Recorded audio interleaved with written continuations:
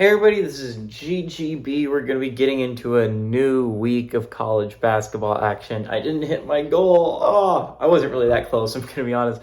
The Bryant over FAU upset gave me so much hope just for Kansas State to let me down so badly. We only really saw two close upsets yesterday, and they would have not been the ones I would have guessed, right? Like, if you gave me some choices, I would have gone like, oh, Indiana had its shot against UConn, right? Like Kansas State could beat Miami.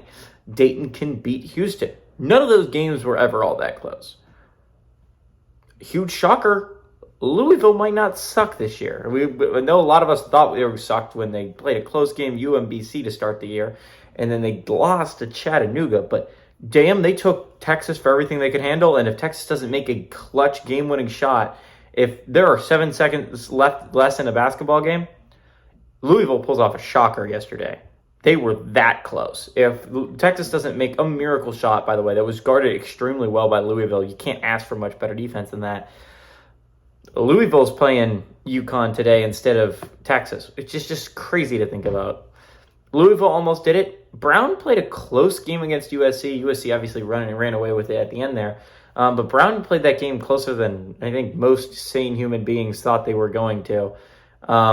We saw some pretty big upsets last week, right? But this is the first week of college basketball, really. Like, we've had 2 weeks of college basketball action, and we've seen some cool upsets. Like Penn over Nova was really cool. Weber State over St. Mary's was really cool. UNC Greensboro over Arkansas. UC Irvine over USC, and then obviously Bryant over FAU was the biggest upset of the year so far. But this is the first week of college basketball where we're going to see a lot of top 25 matchups, and if they're not top 25, they're going to be Power 5 basketball teams that are typically pretty good at basketball playing a top 25 basketball team. We've got 7 matchups today. Only 2 of them shouldn't be all that close. So at 2:30, we got number 7 Tennessee, who's 3-0, taking on Syracuse. By the way, only one of these games are home court. Remember, a lot of this week is going to be neutral court basketball. This is one of the options. We got number 7 Tennessee, who's 3-0, taking on Syracuse, who's also 3-0. Tennessee favored by 12.5 on ESPN2. At 5, we got number 2 Purdue, who's 3-0, taking on number 11 Gonzaga, who's 2-0 on a neutral court. Purdue favored by 5 on ESPN2. At 7 o'clock, this is the only home game in like the Wildcat Challenge or whatever. We got St. Joseph's, who's 3-1, going on the road to take on number 16 Kentucky, who's also 3-1. Kentucky favored by 15.5 on the SEC Network. At 7 o'clock, we got number 5 UConn, who's 4-0, taking on number 15 Texas, who's 4-0 in the little championship game. UConn favored by 6.5 on ESPNU. All these are on neutral court, by the way, except for St. Joseph's, Kentucky. 8 o'clock, number 18, Colorado, who's 3-0, taking on Richmond, who's 2-1 in the Sun Belt Challenge or something like that. Not Sun Belt. I forgot what it's called. But they're taking on Richmond Spiders. Colorado favored by 9.5 on CBS Sports Network. At 9 o'clock, we have number 1 Kansas, who's 3-0, taking on Chaminade, who's 0-0, has not played a basketball game yet. Rough first game. On ESPNU, and at 11:30 we got UCLA, who's 3-0, taking on number 4 Marquette, who's also 3-0. Marquette favored by 6.5 on ESPN2. And I could go a lot of games here. The only really don't touch that obviously is Kansas Chaminade. Kansas is going to run through Chaminade. But everyone else here has a legitimate shot. Even St. Joseph's taking on number 16 Kentucky on the road. They're only 15.5 point dogs. I know only 15.5. We saw a 15.5 point dog win on Friday night outright on the road, right? Like, it's not like a crazy thing to think is when we say 15.5 point dog win. We saw 3 of those alone last week, even more. Obviously, Bryant, 22.5 point dogs were the biggest of the week, but it's 15.5 isn't really all that bad. And St. Joseph's is typically a solid program. It's not crazy to think that they could do that. Now, obviously, I'm not going to pick them because I'm not insane, and there's other better options on the board here.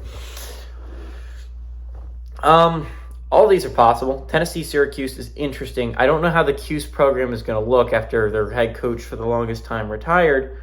But Syracuse so far this year has looked pretty good. Tennessee's looked good too, and they've played some tough basketball teams. Wisconsin is typically not a team you run through. They haven't looked the greatest so far this year. They got absolutely killed by Providence. But is this a typical solid Wisconsin program. Tennessee has looked pretty good so far this year, but it is undefeated versus undefeated, which makes this interesting. Purdue Gonzaga is interesting to me as well. Obviously, Gonzaga is a number 11 team in the nation. Purdue's the number 2 team in the nation. You're going to be talking about it's going to be two of the programs that a lot of people are talking about possibly winning a championship this year. So you're going to think of that one. That one's really interesting and cool. Only 5-point difference between the two. You could take that one. Colorado Richmond's also super interesting to me. Richmond is typically a good program. I think they could definitely give Colorado a run for their money. The Spiders pulled off a 12-5 seed upset not that long ago against an Iowa squad that had championship hopes. Like, that was like an Iowa squad that was playing extremely well entering it. Like, Richmond's typically a pretty good program. I'd be a little bit scared to play them early on in the year. UCLA Marquette is the game I was thinking about picking. If I'm going to be all that honest, I thought UCLA Marquette was like, that was my plan to pick, right? Like, the Bruins, Golden Eagles, like, the Bruins are typically a really good team. They are barely not in the top 25 this year. This is a really good UCLA squad. I was a little bit tempted to pick them to go against Marquette. That was my plan heading into today. But then I forgot that since UConn won and Texas won, that is a top 25 matchup that I didn't see heading into this week because, again, they don't do.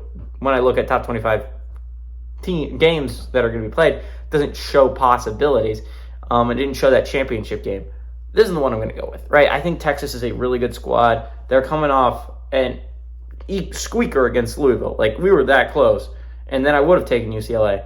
But I like Texas as a team. I think Abamis is a really good player. There's a lot of really good players on this Texas program. Terry's built a great program there in Austin. I like a lot of what Texas does offensively. I like a lot of what they do defensively. I think they are.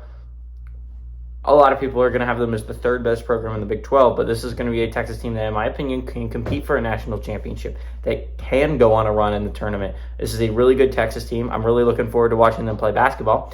And I think Texas is going to pull off a shocker today. They're 6.5-point dogs, which is the second lowest spread of the day, tied for second lowest with UCLA and Marquette. But I like the Texas Longhorns. I think they're a really good team. I think UConn is missing some pieces. UConn ran over an Indiana squad that I have a little bit of respect for. But I think Texas is just a tier above. I think these are two very competent basketball teams that are going to be facing, they're going to be top of their conference for the entire year. And I think Texas is going to be able to pull off a shocker and win this championship.